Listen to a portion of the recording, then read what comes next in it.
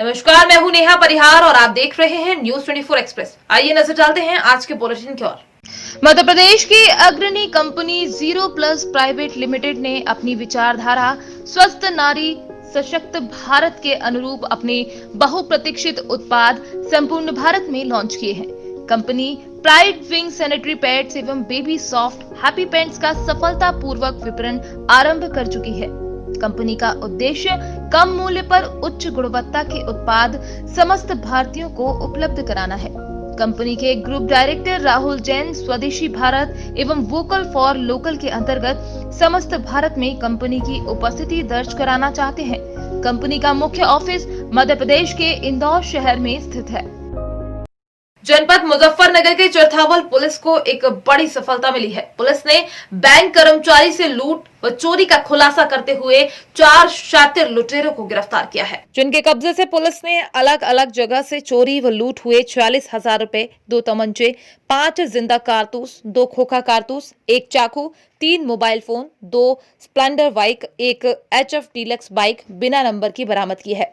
जनपद मुजफ्फरनगर के police line स्थित सभागार कक्ष में एसपी सिटी अर्पित विजयवर्गीय ने प्रेस वार्ता कर जानकारी देते हुए बताया कि दिनांक 29 दिसंबर 2020 को चरथावल से चौकड़ा जाने वाले मार्ग पर अज्ञात बदमाशों द्वारा बंधन बैंक के कर्मचारी वतन शर्मा पुत्र अशोक कुमार शर्मा निवासी गढ़वाड़ा थाना भोपा के पास से तमंचे के बल पर कलेक्शन के 59,000 रुपए, 1 मोबाइल फोन सैमसंग कंपनी का दिनांक 11 नवंबर 2020 अजय कुमार पुत्र रामनिवास निवासी गयाना माजरा रोड थाना चरथावल की बाइक पर रखे बैग से 29,480 व 1 टैब सैमसंग कंपनी का अज्ञात चोरों के द्वारा चोरी कर सनसनी फैला दी गई थी।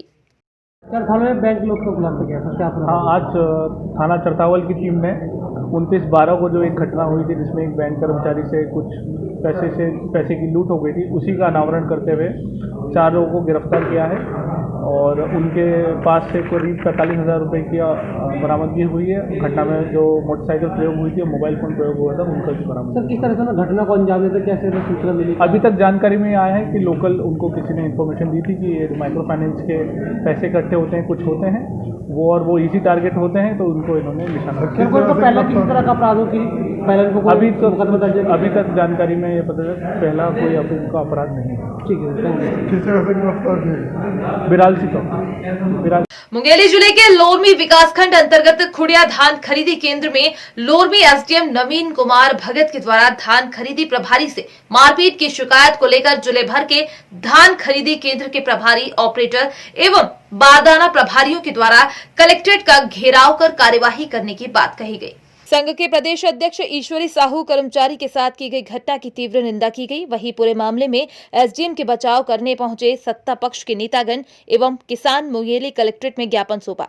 मुंगेली कलेक्ट्रेट पीएस अल्मा का कहना है कि किसानों के द्वारा संबंधित एसडीएम को ये जानकारी मिली कि खुड़िया धान खरीदी केंद्र में बिचौलियों का धान खरीदा जा रहा है। इसी दरमियान लोरमी एसडीएम खुड़िया धान खरीदी केंद्र पहुंचकर कार्यवाही करने लगे, जिससे आपसी रंजिश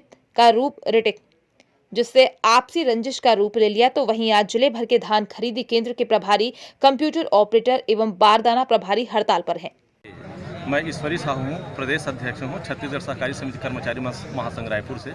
मेरे को कल पता चला, हमारे जिलाध्यक्ष महोदय मुंगेली और मेरे संगठन के उपाध्यक्ष भी हैं, वरिष्ठ उपाध्यक्ष हैं, उनके द्वारा मोबाइल से चर्चा हुई। मेरे को बताए कि भाई यहाँ मुंगेली ज़िले में जो लोरमी उपार्जन केंद्र हैं, यहाँ के कर्मचारी को माननीय एसडीएम सर के गार्ड के द्वारा पीटा गया है, डंडे से मारा गया है और उनको थाने में लाकर परेशान किया जा रहा है। तो मैं मानता हूँ महोदय जी, इस तरह से जो खामियां दिखाई दे रही है तो कर्मचारियों के ऊपर में तो ऐसा कुछ भी खामियां दिखाई नहीं दे रही है। 1 दिसंबर से अनवरत, मैं बता रहा हूँ, 1 दिसंबर से अनवरत निर्विवाद रूप से आज तक खरीदी कर रहे हैं और ऐसे खरीदी जो शांतिपूर्ण ढंग से चल रहा है, इस बीच में आकर अधिकारियों के द्वारा डंडा से मारा जाना, लाठी से पीटना या अनावश्यक रूप से परेशान करना, ये गलत है, ये निंदनीय है। मैं घोर इसका निंदा करता हूँ। अधिकारियों को चाहिए कि आज संग्रहण उपार्जन केंद्र में देखें कि बफर लिमिट से कितने गुना ज़्यादा धान पड़ा हुआ है। इसको देखने में समझ में नहीं आ रहा है कि गलती किसका है, ये दिखाई नहीं दिया जा रहा है और उल्टा चोर कोटवार को डांटे की भांति आज हमारे कर्मचारी को मारा जा रहा है।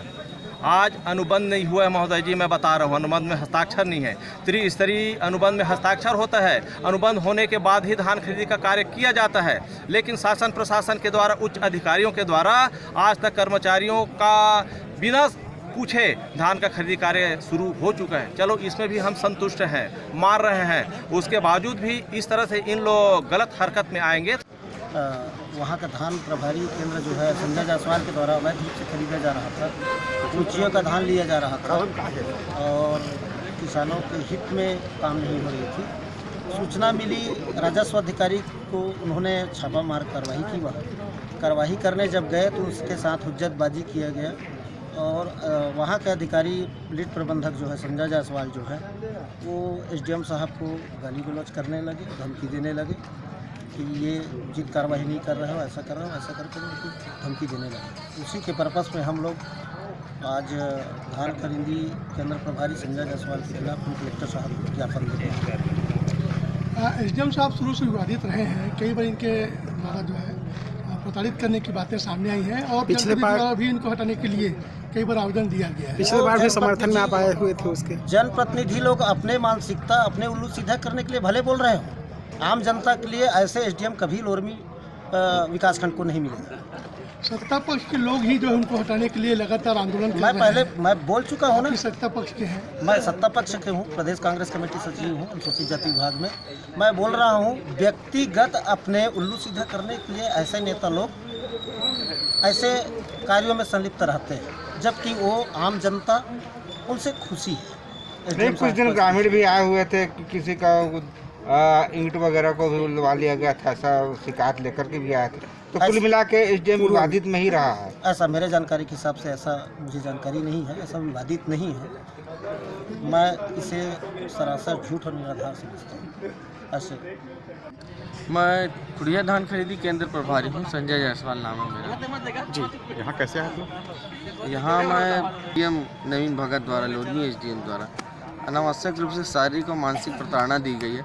कल मेरे यहाँ खुड़िया केंद्र में वे आए और पूछे व्यापारियों का नाम मेरे को बताओ, नहीं बताओगे तो आपको डंडा से बताऊँगा। बोला सर मेरे को पता नहीं है, कैसे बताऊँगा? तो मेरे को जिसका आप धान खरीदते हो। मैं बोला सर धान तो हम खरीदते नहीं व्यापारियों का, हम लोग तो किसान जो पंजीकृत किसान हैं सिर्फ उनका ही धान खरीदी होता है यहाँ। तो उनके द्वारा बोले नहीं तुम किसानों का नहीं खरीदते हो, तुम व्यापारियों का खरीदते हो। मैं बोला सर ऐसा नहीं है, व्यापारियों का धान खरीदी होगा ही नहीं खरीदी केंद्र में, क्योंकि ऑलरेडी पंजीकृत किसान का ही धान खरीदी होता है। तो उनके द्वारा बोले नहीं, इनको डंडा तुमको जब पड़ेगा ना तब तुम बताओगे बोले। तो मेरे को भी डंडा बरसाने लगे और अपने जो साथी थे ना वो उसके सैनिक, उनको भी बोले इसको डंडा मारो तो बताएगा क्या, तो मेरे को डंडे से मारवाए। कौन मारा? वही एसडीएम खुद मारे? हाँ, और एसडीएम खुद मारे, वो अपने डंडे से मारवा। वो सैनिक थे उनके साथी, उनको भी बोले। पहले कौन मारा? एसडीएम के। और तत्कालिक वो जो थे पूरे किसान भी थे वहाँ पे मौजूद, जनप्रतिनिधि थे, उन लोग तत्काल उनको मना करे सर आप ऐसा नहीं कर रहे हैं, क्यों कर रहे हैं? वो बिना मतलब कि जब धान खरीदी सुचारू रूप से हो रहा है तो आप बीच में आके क्यों रुकवा रहे हो? गांव भर के लोग उसको बोले भी, फिर भी वो नहीं माने। मेरे को बोले चलो इसको मैं अंदर करता हूँ, ताकि मेरे को गाड़ी में बैठाए और खुड़िया जो चौकी है वहाँ पे दिन भर बैठा दिए। शाम को छोड़े, बोले एसडीएम आपको छोड़ने को बोले हैं और कल सवेरे फिर आना, दिन भर फिर बैठना बोले। तो इस तरीके से मैं धान खरीदी कैसे कर पाऊँगा यदि मैं दिन भर थाने में बैठूँगा? अनावश्यक रूप से मेरे से आपके द्वारा तो कर रहे हैं। 2 दिन पहले मेरे यहाँ चौकीदार को बुलवाए थे, उनसे बोले आपके केंद्र से 1 लाख रुपये मेरे को चाहिए। आपके द्वारा तो खुड़िया चौकी में कल शिकायत कितने समय किया गया? कल धान खरीदी की जा रही थी, उस समय कुछ किसानों के द्वारा एसडीएम को या उनके जो अधीनस्थ तहसीलदार वगैरह उनको फ़ोन करके बताया गया कि यहाँ पर बिचौलियों की धान खरीदी जा रही है। तो उस संबंध में उन्होंने वहाँ पे गया और जांच पड़ताल की और उन्होंने हाथ टाक वगैरह कुछ आपस में हुआ, वहाँ पर जो बिचौलिए थे उनसे हुआ होगा या फिर धान खरीदी से हुआ होगा। तो इस संबंध में उन्होंने कार्रवाई की है और इससे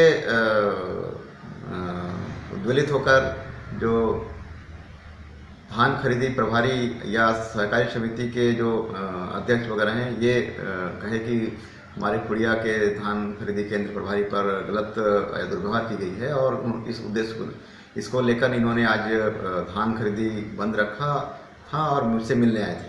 तो इस संबंध में मैंने उनकी पक्ष को सुना है और आवेदन पत्र लिया है, और उसके बाद मैं उनका जो एसडीएम ने वहाँ पर क्या किया था और बाकी जो दूसरे पक्ष किसान लोगों का है उनको भी सुनूंगा। उसके बाद इस पर उचित निर्णय ली जाएगी। धान दाकर जी भी आए थे सर आपके पास?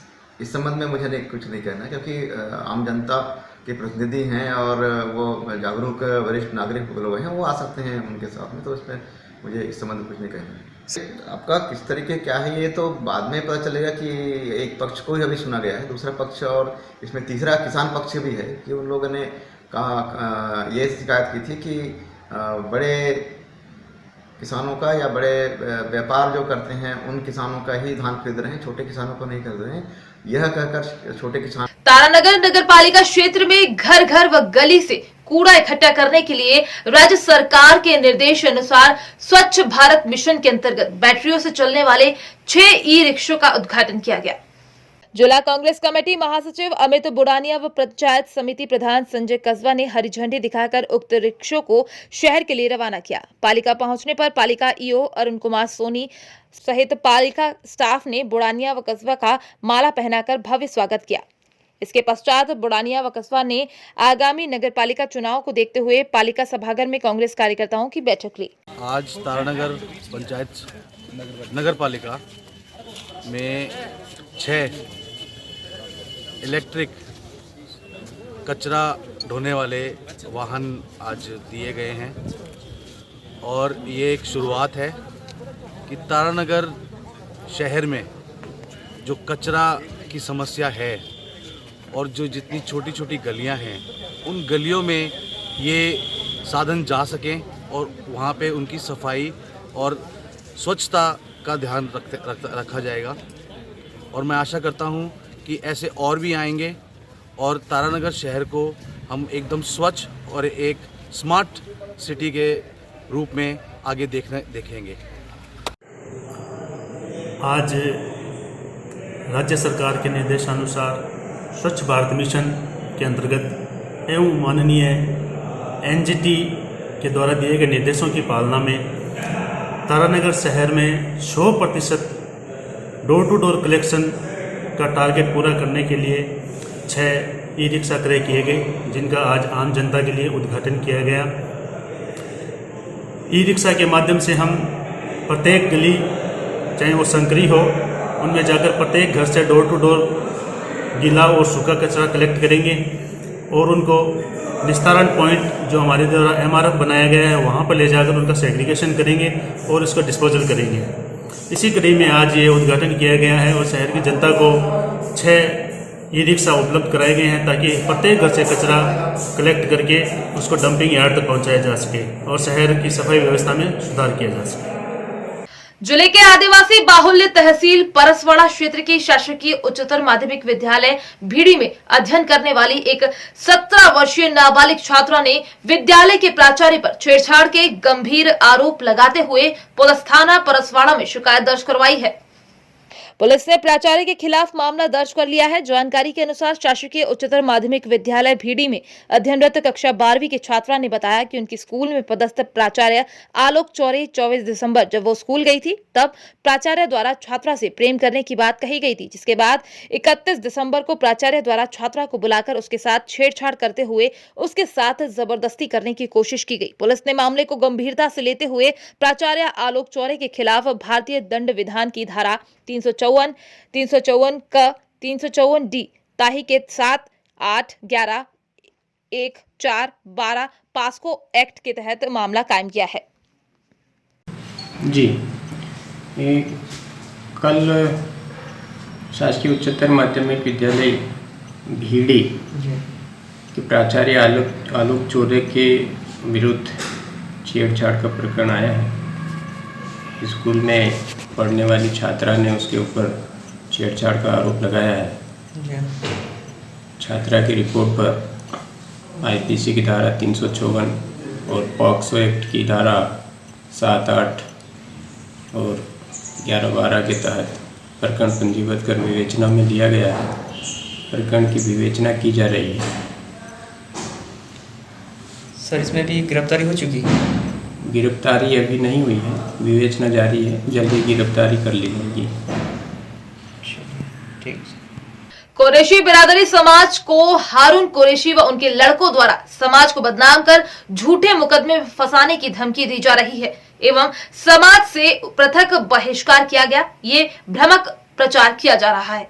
सत्यता यह है कि हारून कुरैशी अपने सगे भाई के हिस्से की प्रॉपर्टी का निरंतर कब्जा कर रहे हैं अपने पुत्रों के साथ मिलकर, जिसका विरोधी पीड़ित भाई मोहम्मद नसीम कुरैशी ने समाज के समक्ष अपनी आप बीती बताई, जिससे समाज के बुद्धिजीवी लोगों ने समझते हुए न्याय संगत बात रखी। परंतु हारून कुरैशी ने अपने भाई एवं समाज के सम्मानित लोगों को फंसाने और समाज बिरादरी से बहिष्कृत किए गए प्रचार को सोशल मीडिया में जमकर चलाया। सभी सामाजिक वर्ग एवं पीड़ित भाई ने प्रशासन से न्याय की गुहार लगाई है। हारून कुरैशी और उनके लड़कों ने जो मानहानि का दावा किया, ये गलत है। उन्हें कहीं बंद नहीं किया है, कोई बहिष्कार नहीं हुआ है। इसके पहले भी उनके बुजुर्गों ने हमारे बुजुर्गों के ऊपर जो केस लगाया है पालीवाल के यहाँ 92, 2003 में मोहम्मद हारून, सादत कुरैशी, हादी रियाज वगैरह ने 16/1/2004 को खारिज हो चुका है। उसके बाद फिर ममता जैन के यहाँ कुछ लोगों को बिरादरी से बहिष्कार करने की जो खबरें आई, इसके बारे में क्या बोलेंगे आप? सरासर झूठ है, ऐसा कुछ भी नहीं हुआ, किसी का सामाजिक बहिष्कार नहीं हुआ। हमारा निजी संपत्ति का विवाद है और किसी को समाज ने बहिष्कार नहीं किया है, ना कोई ऐसा प्रोग्राम बना है। ये सरासर झूठ है। क्या लिखता है नाम? क्या बोल रहे हैं? नाम बोलिए। मुझे मोहम्मद नसीम कुरैशी कहते हैं। जैसा कि पूरे शहर में सोशल मीडिया के जरिए और शासन प्रशासन को ज्ञापन देकर हमारे जबलपुर की कुरैशी बिरादरी को जो बदनाम करने का कार्य जो है हारून कुरैशी और उनके पुत्रों द्वारा किया जा रहा है, ये पूरे समाज के लिए बहुत ज़्यादा गलत है। और पूरे समाज को बदनाम करना, आज के इस दौर में ये इल्ज़ाम लगाना कि हम तुम्हारा सामाजिक बहिष्कार करते हैं, ऐसा इनके खिलाफ कोई मुकदमा बिरादरी की तरफ से नहीं बना है। और जो भी ये पर्ची वर्ची बता रहे हैं कि तुम्हारे खिलाफ बिरादरी ने बंद कर दिया है, जमातुल कुरैश ने, कुरैशी समाज ने हारून कुरैशी के लड़कों को, ये निहायत ही गलत है। ऐसा कोई मामला नहीं बना है। हाँ, इनके हमारा पुश्तैनी जायदादी झगड़ा है हमारे भाइयों से। हमारे भतीजे हमें परेशान करते हैं और जब हमने अपनी जगह लेने के लिए उनसे कहा तो वो जो लोगों ने हमारे बीच में बोला तो उनको धमकी देकर समाज से बहिष्कार का वो धमकी देते हैं। क्या अगर जो हमारे झगड़े के बीच में बात बोलेगा तो हम उनको मानव अधिकार में उनके खिलाफ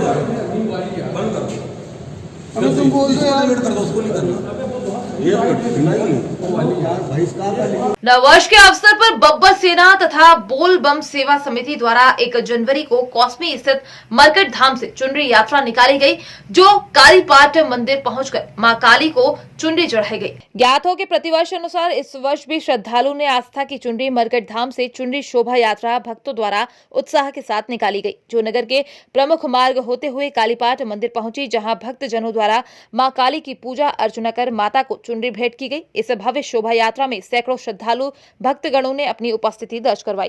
काली दमाई जी, आपके नेतृत्व में जो ये चुनरी यात्रा प्रतिवर्ष जो निकलती है, तो ये कब से निकल रही है और कैसा क्या है, इसके बारे में 2 शब्द बोलिए। ये भी चुनरी यात्रा जो है माता रानी की, इसको 22 वर्ष हो गया है। इसको 22 वर्ष लगातार ये परंपरा चलते आ रही है जी। हम लोग नए वर्ष में धर्म के प्रति आस्था विश्वास रखते हुए ये कार्यक्रम करते हैं। उसका एक मेन उद्देश्य भी रहता है, पहले जो 31 मनाते हैं कि 1 तारीख का जो कार्यक्रम रहता था, दूसरे 1 तारीख को कुछ गलत काम नहीं भी जाते, घूमते फिरते पिकनिक मनाते हैं।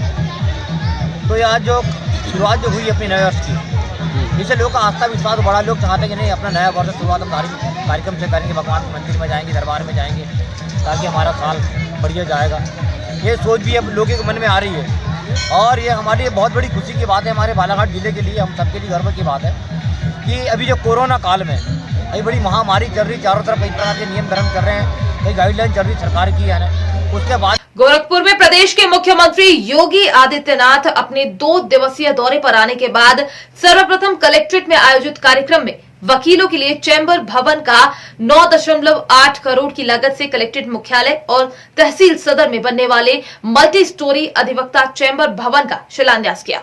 इस अवसर पर मुख्यमंत्री ने उपस्थित अधिवक्ताओं और लोगों को संबोधित करते हुए कहा कि मंडल में जितने भी कार्यालय होंगे वो एक कृत भवन में हम देने जा रहे हैं और अधिवक्ताओं के बैठने के लिए जगह नहीं थी, इसलिए चैम्बर भवन का निर्माण कराए जाने का निर्णय लिया गया है। इससे वकीलों को अपने बैठने का स्थान मिलेगा और कार्य कर सकेंगे। कोरोना महामारी में उत्तर प्रदेश में बहुत अच्छा काम किया है, इसकी प्रशंसा WHO ने भी की है। विकास के लिए प्रदेश में सदैव सरकार लगी हुई है। दुनिया की बड़ी बड़ी ताकतें इससे पस्त हो गई। आप मीडिया को देखते होंगे, अमेरिका के अंदर जो दुनिया की सबसे बड़ी ताकत है, वहां की स्थिति कितनी खराब है और वहां पर जनजीवन को उसने कैसे प्रभावित किया है। ब्रिटेन जिसने टीका की शुरुआत की, वहां पर फिर से नए स्ट्रेन ने फिर से वहां पर एक नई समस्या खड़ी की है। फिर से लोग लॉकडाउन की तरफ जा रहे हैं, लेकिन देश के अंदर भी और प्रदेश के अंदर भी प्रधानमंत्री मोदी जी के मार्गदर्शन में कोरोना के खिलाफ जिस एक अभियान को हम लोगों ने मार्च 2020 में प्रारंभ किया था, आज जब हम 21 की शुरुआत में हैं तो बहुत विश्वास के साथ कह सकते हैं कि आज प्रदेश के अंदर ड्राई रन हो रहा है, एक ट्रायल किया जा रहा है कि वैक्सीनेशन का कार्यक्रम कैसे होना है। 5 तारीख को पूरे प्रदेश के अंदर होगा और फिर हम विश्वास के साथ कह सकते हैं कि मकर संक्रांति के आसपास हम लोग वैक्सीन लेकर के प्रदेश की जनता के लिए वैक्सीन लेकर के भी हम प्रदेश के अंदर और देश के अंदर इस कार्यक्रम को आगे बढ़ा करके इस सदी की सबसे बड़ी महामारी को परास्त करने में सफल होंगे। लेकिन यह एक सामूहिक प्रयास है। आपने देखा होगा, जब हम लोग किसी एक महामारी से लड़ते हैं तो महामारी से लड़ने के लिए केवल सरकार को ही उन चीजों का सामना नहीं करना पड़ता है। महामारी है तो स्वाभाविक रूप से सरकार उसको लीड करेगी, सरकार नेतृत्व देगी, लेकिन सरकार के नेतृत्व के साथ जब पूरा तंत्र शामिल होता है, आम कबाड़ियों एवं माफियाओं द्वारा लगभग 29 करोड़ रुपए की 35,500 वर्ग फुट शासकीय भूमि पर अवैध कब्जा कर पक्की दुकान एवं गोदाम तथा बाउंड्री वॉल के निर्माण को जमींदोज किया गया। मध्य प्रदेश शासन द्वारा भूमाफिया राशन की कालाबाजारी, मिलावटखोरों, भूमाफिया चिटफंड कंपनी के कारोबारियों एवं सूदखोरों के विरुद्ध सख्त कार्यवाही करने के निर्देश प्रशासन व पुलिस विभाग को दिए गए हैं। दिए गए निर्देशों के तहत पुलिस एवं प्रशासन तथा नगर निगम की संयुक्त टीम के द्वारा इस प्रकार के माफियाओं की लिस्ट एवं उनके द्वारा किए गए अवैध निर्माण एवं कब्जे की जानकारी तैयार की गई है तथा उनके विरुद्ध कार्यवाही की योजना तैयार कर लगातार कार्यवाही की जा रही है। हजरी क्रिया जो कि पनागर तहसील में है और गुर्दा जो कि आधारताल तहसील में है, यहाँ पे पुलिस प्रशासन और नगर निगम के अमले द्वारा लगातार कार्रवाई की जा रही है। कार्रवाई मुख्यतः ऐसे भूमाफियाओं के विरुद्ध है जिन्होंने कि नगर निगम के एक नाले पर अतिक्रमण करके कई प्रकार के गोदाम बना लिए थे या व्यवसायिक कॉम्प्लेक्स बना लिए थे और कुछ ही देर बाद ये पूरा का पूरा एरिया अतिक्रमण मुक्त। लगभग कितनी देर कार्रवाई कर रही है? अभी लगभग 7 से 8 कॉम्प्लेक्स और गोडाउन पे कार्रवाई हो चुकी है और आगे अभी कार्रवाई जारी है। राजस्व और पुलिस की टीम के द्वारा कार्रवाई चल रही है और भूमाफिया एवं अन्य लोगों ने जिन्होंने अतिक्रमण किया है उनका अतिक्रमण तोड़ा जा रहा है। विभिन्न लोग हैं जिन्होंने अतिक्रमण किया था नाले के ऊपर शासकीय भूमि पर, तो कार्रवाई अभी जारी है। स्वस्थ एवं संभाव समाज के निर्माण हेतु मोदी सरकार प्रतिबद्ध है, जिसके अंतर्गत सरकार विभिन्न योजनाओं के माध्यम से अनुसूचित जाति वर्ग के उत्थान के लिए कार्य कर रही है। आगामी समय में सरकार अपनी कार्य क्षमता का व्यापक विस्तार करेगी। ये बात उज्जैन आलोट संसदीय क्षेत्र के सांसद श्री अनिल फिरोजिया ने भाजपा कार्यालय पर आयोजित प्रेस वार्ता को संबोधित करते हुए कही। मीडिया प्रभारी दिनेश जाटवा के अनुसार शनिवार को उज्जैन आलोट संसदीय क्षेत्र के सांसद श्री अनिल फिरोजिया अनुसूचित जाति वर्ग के छात्रों की उच्चतर शिक्षा के सशक्तिकरण की दिशा में लागू की गई केंद्र सरकार की योजना की जानकारी प्रसारित करने हेतु प्रेस वार्ता के माध्यम से मीडिया से रूबरू हुए। इस दौरान जिला अध्यक्ष श्री विवेक जोशी, श्री बहादुर सिंह बौरमुंडला, श्री सुरेश गिरी एवं संभागीय मीडिया प्रभारी सचिन सक्सेना प्रमुख रूप से उपस्थित रहे। जिला उमरिया के अंतर्गत लमसम 25 किलोमीटर की दूरी पर मां ज्वाला धाम में धूमधाम से नववर्ष मनाया गया। नए वर्ष में उमड़ी भक्तों की मां ज्वाला के दर्शन करने के लिए बताया जाता है कि दूर दूर से भक्तगण आते हैं मां ज्वाला के दर्शन करने के लिए और सभी प्रकार की मुरादें पूरी होती हैं। दूर दूर से मां ज्वाला के दर्शन करने आते श्रद्धालुओं ने बताया कि यहाँ पर दूर दूर से हम मां ज्वाला के दर्शन के लिए आते हैं। इसका इतिहास मां ज्वाला का अद्भुत है। बताया जाता है कि करोंदे के पेड़ के नीचे से मां ज्वाला की उत्पत्ति हुई है, जिसमें से श्रद्धालु भक्तगण दर्शन करने के लिए आते हैं। कृष्ण कुमार द्विवेदी, उमरिया। नया वर्ष में यहाँ दर्शन करने के लिए आए। मंदिर नया वर्ष में सभी के मनोकामना पूर्ण हो। मनोकामना मंदिर आने से लाभ और न लाभ का कोई उद्देश्य नहीं है। सुख शांति समृद्धि के लिए माता रानी का आशीर्वाद बना रहे, सुख शांति समृद्धि बनी रहे।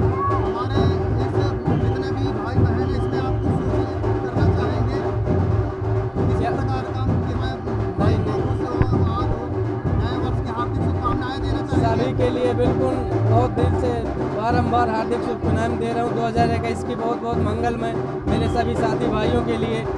माता रानी सब पे कृपा बनाए रहे। माँ ज्वाला धाम शक्तिपीठ उचेहरा पुजारी हूँ। आज इस नए वर्ष के उपलक्ष्य में आपको क्या संदेश देना चाहेंगे? देखिए, नया वर्ष है और माता रानी का जन्मोत्सव है, तो नया वर्ष में सभी भक्त चाहते हैं कि माँ का आशीर्वाद मिल जाए। तो सभी भक्त आ रहे हैं। जैसे कि कोरोना काल चल रहा है तो सोशल डिस्टेंसिंग का पालन करते हुए और माँ का आशीर्वाद ले रहे हैं और माँ का आशीर्वाद सबको मिलना भी चाहिए। मध्य प्रदेश की अग्रणी कंपनी 0+ प्राइवेट लिमिटेड ने अपनी विचारधारा स्वस्थ नारी सशक्त भारत के अनुरूप अपने बहुप्रतीक्षित उत्पाद संपूर्ण भारत में लॉन्च किए हैं। Company pride wing sanitary pads एवं बेबी सॉफ्ट हैप्पी पैंट्स का सफलतापूर्वक विपणन आरंभ कर चुकी है। कंपनी का उद्देश्य कम मूल्य पर उच्च गुणवत्ता के उत्पाद समस्त भारतीयों को उपलब्ध कराना है। कंपनी के ग्रुप डायरेक्टर राहुल जैन स्वदेशी भारत एवं वोकल फॉर लोकल के अंतर्गत समस्त भारत में कंपनी की उपस्थिति दर्ज कराना चाहते हैं। कंपनी का मुख्य ऑफिस मध्य प्रदेश के इंदौर शहर में स्थित है। आज के बुलेटिन में फिलहाल इतना ही। बने रहिए न्यूज़ 24 एक्सप्रेस के साथ। नमस्कार।